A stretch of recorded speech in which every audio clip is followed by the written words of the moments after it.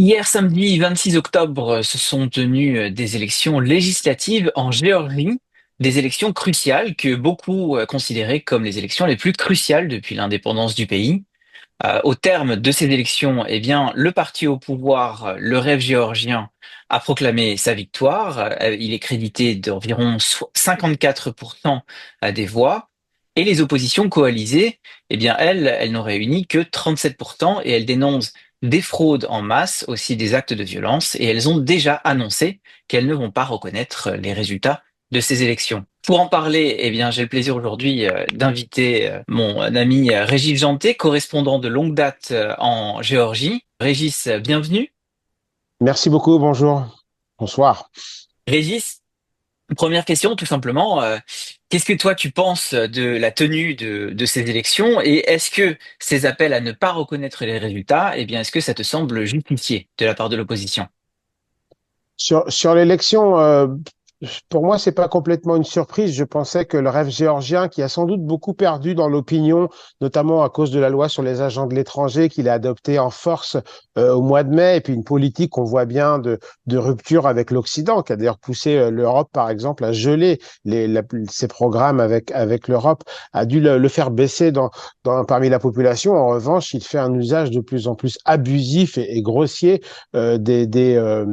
ce qu'on appelle des ressources administratives, bon, les moyens de l'État qui lui permettent eh bien, de faire voter les gens en sa faveur. Alors, ça peut être par des moyens légaux parfois, mais qui sont complètement politisés. Par exemple, adopter une loi comme ça a été fait au printemps dernier, tout d'un coup, uniquement pour l'élection, pour donner à 600 000 personnes sur un pays où il y a 3,5 millions d'électeurs officiels, 600 000 personnes à qui on offre une aide qui va booster leur salaire ou leur revenu de 33% à peu près. Donc c'est vraiment important. Et puis aussi beaucoup de recours à un clientélisme dans chaque région. On sait à peu près comment ça marche, qui a été vraiment créé à dessein, des pressions sur les gens. Moi, j'ai reçu ces derniers jours des messages de gens que je connais où on me montre comment leur employeur revient vers eux en leur disant qu'il faut apporter les voix de la famille pour voter pour le bon parti, etc. Donc vraiment des conditions de moins en moins démocratiques qu'on n'avait plus l'habitude de voir en Géorgie et qui falsifient, qui changent effectivement la nature du vote et c'est ce qui explique ces 54%, alors que le pouvoir, lui, disait qu'il visait à avoir une majorité constitutionnelle, ce qui en termes de vote sur une proportionnelle intégrale supposait quelque chose comme 65-67% des voix, ils ont obtenu 54, donc on voit que ça a été compliqué pour se faire. Donc ça, c'est la partie négative du vote. En même temps, je vois une humeur démocratique, et je suis un des seuls peut-être à dire ça ce soir en Géorgie, mais quand même, je veux dire, dans un contexte très compliqué, de grande inégalité, le parti au pouvoir représenterait quelque chose comme 53% de toutes les dépenses officielles électorales, et les 47%, c'est les 20 autres partis et formations qui étaient en lice, quoi, par exemple. Malgré tout, on a une opposition qui fait 37%, qui s'est vraiment fait entendre.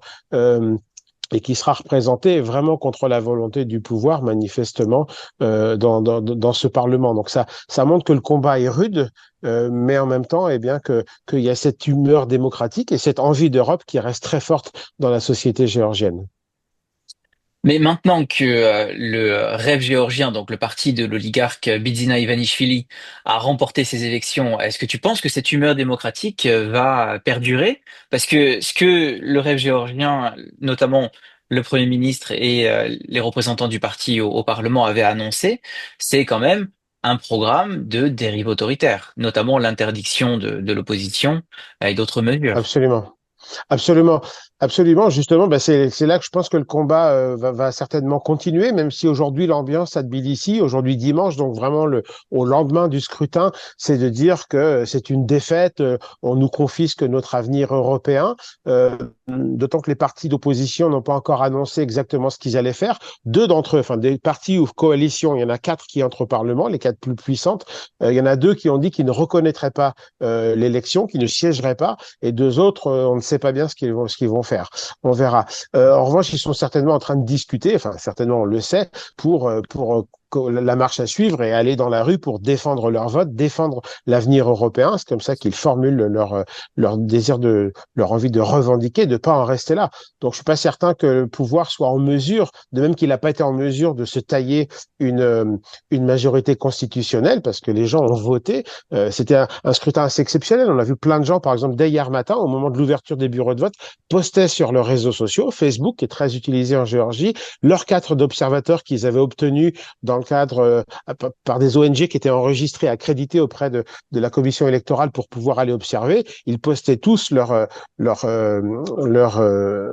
accréditation, le petit badge qu'on porte autour du cou, et donc ils étaient présents dans les bureaux de vote. J'en ai vu moi-même, etc.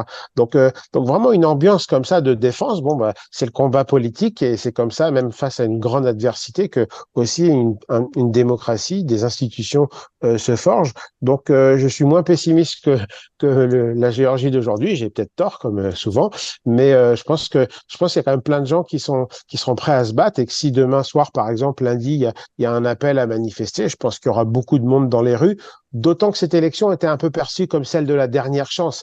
Après l'échec des opposants à la loi sur les agents de l'étranger, qui était quelque chose de très important, c'était la loi russe au sens où c'était une loi russe parce qu'elle est d'inspiration russe, mais aussi parce qu'elle est prometteuse, comme tu le soulignais, de,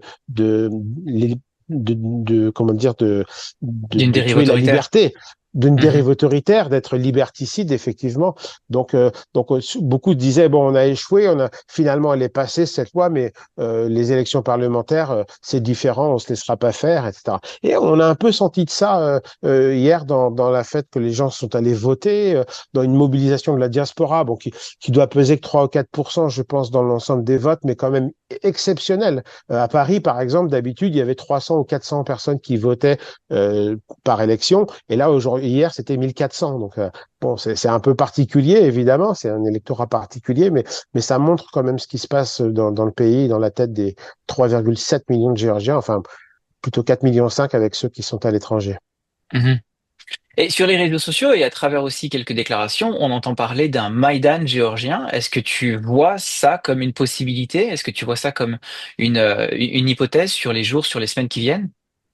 J'ai cru, on a entendu hier soir de la part d'hommes politiques, de femmes politiques, des choses qui laissaient entendre qu'on pouvait plus se contenter de simplement aller manifester, se rassembler, faire des beaux rassemblements pacifiques, mais il allait falloir occuper quelque chose. Et ça, c'est quelque chose qui a fait très peur et c'est très intéressant, cette comparaison à Maïdan. On me dit qu'elle n'est pas dans toutes les têtes. Moi, j'ai quand même tendance à penser qu'elle est quand même très présente. Dans celle du pouvoir, je me souviens du grand discours d'Ivanishvili, donc l'oligarque qui tient ce pays, le 29 avril dernier, où personne ne lui demande rien, et à un moment donné, il dit « Je ne suis pas Yanukovych ». Euh, et ça, c'était très intéressant parce qu'évidemment que dans la région, tout le monde a en tête Maïdan parce qu'on sait comment ça se termine. Et en même temps, si on ne le fait pas, on a l'impression que eh bien c'est la soumission en quelque sorte. Et c'est de ça dont il est question avec ça. Parce que ce qui se passe en Géorgie, c'est plus qu'un écho à ce qui se passe en Ukraine. J'ai envie de dire, moi, c'est même un, un autre épisode de la guerre en Ukraine. Peut-être que dans 100 ans, quand on fera des livres sur ce qui s'est passé, on mettra tout ça ensemble. Je dis toujours, moi personnellement, que la guerre en Ukraine, elle a commencé en Géorgie en 2008. C'est la même guerre, même, même modus operandi, même motivation. Et c'est pourquoi ce qui se passe ici pour la Russie est très important. Très important parce que c'est aussi le front de la guerre et c'est pourquoi c'est pas des sous-fifres qui parlent de ce qui se passe ici, mais c'est directement Poutine, c'est directement Lavrov, c'est directement Narishkin, le chef du SVR. Donc ça montre on est dans la même histoire, quoi. Et c'est aussi là une victoire en Géorgie pour la Russie, c'est une manière d'envoyer un message à tout le monde, aux Arméniens, aux Kazakhs, aux Moldaves, aux Ukrainiens et aux Occidentaux. Arrêtez de soutenir l'Ukraine et les autres. De toute façon, on gagnera toujours. C'est ça qu'essaie de faire passer comme message la Russie, quoi. Donc un Mhm. Maïdan, on l'a vu, c'était d'ailleurs dans mon Figaro de samedi, j'ai un peu évoqué cet épisode. On a vu un Maïdan s'esquisser le 1er mai dernier. Et puis finalement, ça a échoué. Je me demandais, on l'a vraiment vu sous nos yeux, quoi, pendant la manifestation. C'était le soir de l'adoption en deuxième lecture de la loi sur les agents de l'étranger, qui a donné lieu à la plus grosse manifestation. Je crois que c'est la troisième plus grosse que j'ai observée en 20 ans dans ce pays. Et Dieu sait si on manifeste en Géorgie. J'ai peut-être vu 150 manifestations, quoi. Et ça dit beaucoup de choses du pays, bien sûr. Et ce soir-là, il y avait 80 000 personnes dans la rue. Si on ramenait ça à l'échelle française, ça fait 1,6 million. Donc, grosse manifestation, grosse humeur, belle ambiance, déterminée et À un moment donné, de l'intérieur du bâtiment du Parlement, sur une porte latérale, un canon à eau crache à travers une grille. Et là, les jeunes se démontent pas, ils attrapent des palissades, des choses qui traînent, et ils font une barricade. Tout d'un coup, la porte devient une véritable barricade. Et puis, dans le même moment, les colonnes, donc sur l'autre flanc du Parlement, devant le Parlement, les colonnes sont taguées. Et puis, par ailleurs, sur l'avenue Roustavéli, qui passe devant, là où se passe toute la politique depuis 30 ans dans ce pays, les gens vont chercher les poubelles dans les rues adjacentes pour commencer à former des barricades. Puis certains disent non, non, on fait pas ça. On faut pas faire de Maïdan, on fait pas ça. Et puis le lendemain matin, je repasse, il y avait des gens de la mairie, nos Karcher, qui nettoyaient les tags, la palissade avait disparu, etc. Donc il y a quelque chose de spécial. Peut-être que c'est pas Maïdan en tant que tel, peut-être que c'est pour une part parce que c'est beaucoup la jeunesse qui manifeste, pas seulement, et c'est une jeunesse qui est qui est très politisée, mais pas partisane. Donc, qui veut pas entrer et qui est beaucoup dans une mentalité de protestation pacifique, etc. Ce qu'elle a très bien fait, et c'est une vraie force. Il y a peut-être de ça. Il y a peut-être aussi parce que c'est un pays qui a connu la guerre civile en 1991, qui a duré 4 ans en réalité, qui a été dure, les guerres séparatistes, la guerre de 2008, qui a pas été traumatisante comme peut l'être celle de l'Ukraine. Mais en tout cas, l'idée d'un Maïdan, c'est quelque chose de difficile à admettre et une étape par laquelle on a de la peine à passer pour le moment. On va voir ce qui se passe dans les prochains jours. Ouais, ouais, en effet, on suivra ça avec beaucoup d'attention. Et j'en profite pour dire que dans les commentaires, dans la description de cette vidéo, je mettrai aussi un lien vers plusieurs de tes articles, et notamment un article où tu parles justement de cette avenue Roustavéli et de ce bâtiment du Parlement où s'est déroulé Merci l'essentiel beaucoup. de la vie politique en Géorgie depuis l'indépendance en 1991. Et puis, je voudrais revenir quand même sur le, euh, le fait que le parti géorgien ait gagné sa quatrième élection à la suite. Donc, on comprend qu'il y a beaucoup de clientélisme, on comprend qu'il y a eu des fraudes, on comprend qu'il y a eu donc des intimidations en amont ou le jour du vote et ainsi de suite, mais il y a quand même un socle électoral du parti Oui, géorgien. Mais comment est-ce que ce soutien au parti géorgien et à son programme, eh bien, se conjugue à cette ambition d'intégration européenne. Comment est-ce que on peut comprendre ce qui, au premier abord, semble un peu contradictoire? c'est très important de souligner ça, tu as raison, il faut vraiment en parler. J'ai de la peine à le faire dans les articles, qu'on n'a pas toujours l'espace. Et c'est compliqué parce que c'est souvent ça qui est compliqué en journalisme. On doit expliquer des stratégies de groupes politiques ou de personnalités qui sont jamais pures, si j'ose dire. On dit pas toujours ce qu'on pense pour des bonnes et des mauvaises raisons, mais aussi pour des bonnes raisons. En l'occurrence, bah, c'est la pression historique de la Russie sur la Géorgie. Et c'est pas par hasard, par exemple, que dans cette campagne, à un moment donné, le premier ministre donc du rêve géorgien, qui est juste un homme de l'équipe de M. Ivanishvili, qui est vraiment le seul dirigeant de ce pays. C'est presque une autocratie, la Géorgie aujourd'hui, avec toujours cette humeur démocratique et des institutions, donc c'est plus complexe. Mais Garibashvili a dit on va ériger un monument à Héraclide II. Héraclide II, c'est le roi qui, en 1783, a signé le traité de Georgievsk avec les Russes pour les appeler à venir protéger la Géorgie orientale. Il était le roi de la partie orientale de la Géorgie, les protéger des Perses, de l'Empire perse. Et ce traité d'assistance, de protection s'est transformé en réalité en impérialisme et en mainmise de la Russie sur la Géorgie, sans jamais vraiment la protéger d'ailleurs, sans jamais intervenir au bon moment.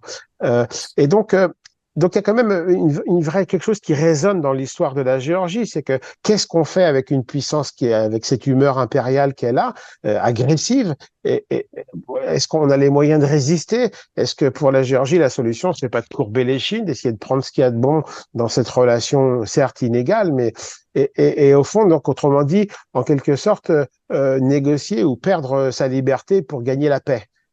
C'est ça, au fond, c'était ça le traité de Georgievsk. Et c'est ça que fait Ivanishvili, très exactement. Donc, ça vient pas de nulle part ce qu'il fait, et le fond électoral, et il faut le regarder sérieusement, c'est ça aussi.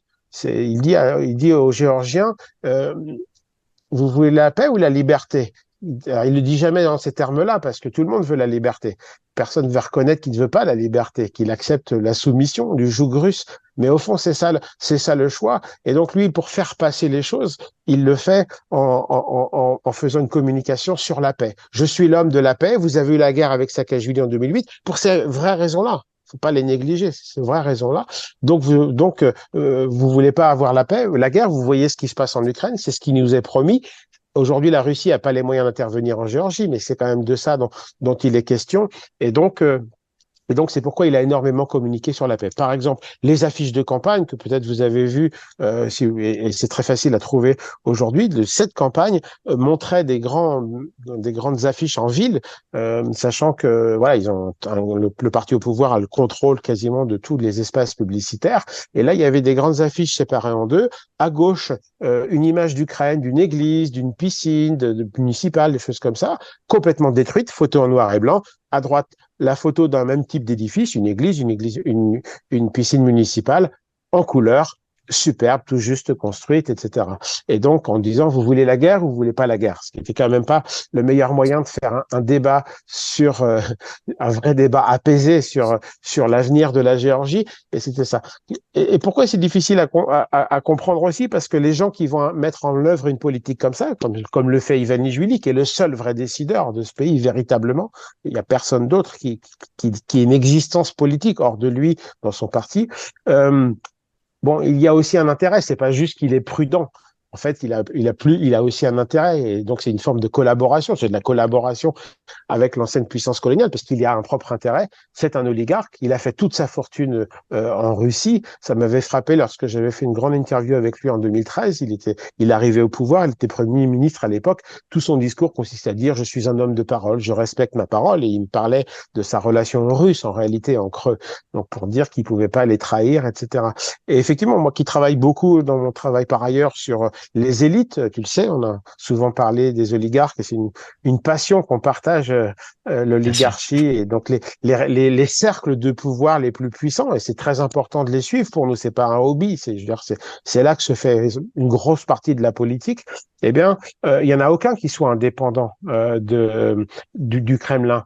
Des oligarques russes, on les voit bien, les Friedman, les Vekselberg, tous ces gens-là rêvent de sortir leur capital, parce que c'est pas des hommes du clan de Poutine au départ, mais ils peuvent pas. Et s'ils le font, ils doivent continuer à servir le Kremlin, sinon le problème leur arrivera. C'est vrai des gens qui ont fait fortune en Russie, et c'est le cas d'Ivanishvili, et c'est le vrai aussi de d'autres oligarques. Je pense à des oligarques ukrainiens, Firtash évidemment, et même Armetov pendant longtemps, et même jusqu'à aujourd'hui, je me pose des questions. En tout cas, au départ, en 2014, on voit bien il est encore dans les mains des Russes, et qu'il a une tendance à accepter leurs projets de séparatisme. Et puis, à un moment donné, ça devient pas tenable pour lui, et il revient du côté de Kiev, etc. Mais c'est pour dire, ça montre combien la dureté et l'importance de ces liens dans les oligarchies, parce qu'un oligarque, c'est pas juste quelqu'un qui a de l'argent, c'est pas juste quelqu'un qui a du pouvoir, c'est quelqu'un qui a un sujet plutôt qu'un objet géopolitique. C'est un acteur géopolitique, donc il faut le voir aussi dans cette dimension-là. Et qu'est-ce que ça dit quand même du rapport des électeurs, du socle électoral du parti Le Rêve géorgien au rêve européen, à l'ambition européenne et à l'Union européenne en elle-même? Est-ce que voter pour le rêve géorgien, ça veut dire qu'ils sont catégoriquement opposés au processus d'intégration européenne et à l'Union européenne en tant Non, que, c'est le contraire. euh, C'est le en tant que contraire, en bloc? fait. Ouais. C'est le contraire, mais il faut poser cette question. Effectivement, elle est importante. C'est le contraire. C'est-à-dire que le parti est obligé de mentir à ses électeurs. Il leur fait croire que grâce à eux, on va vers l'Europe. Parce que si on fait une politique directement pro-russe et qu'on dit, OK, on retourne vers la Russie, c'est ce qu'a fait Yanukovych en un sens. Il a dit, j'arrête, en 2013, j'arrête le processus de rapprochement avec l'Europe. Il a reçu Maïdan. Si quelqu'un fait ça en Géorgie, c'est exactement ça qui se passera. Parce que l'humeur est même peut-être encore plus radicale en Géorgie, parce qu'il y avait moins ces divisions régionales et linguistiques qui existaient quand même en Ukraine. Il ne faut pas trop les essentialiser, mais enfin, je veux dire, c'est quand même quelque chose. Ça donnait un levier pour des forces extérieures comme celle de la Russie. En Géorgie, il n'y a pas ça. C'est quelque chose de beaucoup plus unitaire, la Géorgie, de ce point de vue-là. Maintenant qu'elle a perdu, enfin, ça fait 30 ans, mais ces régions séparatistes, c'était déjà la même histoire d'ailleurs. Donc, euh, donc non. Donc le bref géorgien est obligé de faire croire que c'est lui qui est pro-européen. Et par exemple, son affiche de campagne, c'est son logo qui s'avère être bleu et jaune dans les mêmes tons que celui de l'Europe, une sorte de fusion comme ça. Toutes les affiches, il y en a partout en ville. Là, à 100 mètres autour de chez moi, il suffit de marcher, on va en trouver une quelque part, où le logo du rêve géorgien et le logo du drapeau européen sont en quelque sorte fondus l'un dans l'autre pour dire c'est nous l'avenir. En 2030, on vous y fera venir. Donc, ils sont obligés de mentir. Mais la réalité de leur politique va à l'encontre de ça. Par exemple, la loi sur les agents de l'étranger. Euh, vous savez qu'en juin 2022, le Conseil européen, Charles Michel à l'époque, dit on ne peut pas donner à la Géorgie le statut de pays candidat que l'Ukraine et la Moldavie ont reçu alors parce que votre politique est manifestement trop pro-russe. Vous prenez un certain nombre d'initiatives qui vont contre l'Europe. Voici 12 conditions qu'il faut remplir. Une fois qu'elles seront remplies, on en reparlera. L'affaire après va être un peu plus compliquée, mais le point numéro 7, je crois, de ces 12 points dit il faut davantage associer la société civile, et c'est un des plus importants, davantage associer la société civile à la décision politique. Réponse du rêve géorgien, loi sur les agents de l'étranger. La société civile, ça lui est écrit désormais sur le front, agent de l'étranger. Ça ne va pas l'aider à devenir, d'être davantage associé à la décision politique. Donc c'était point pour point une manière de forcer l'Europe à dire non à la Géorgie, parce que à cause de Maïdan, la Géorgie peut pas dire non à l'Europe.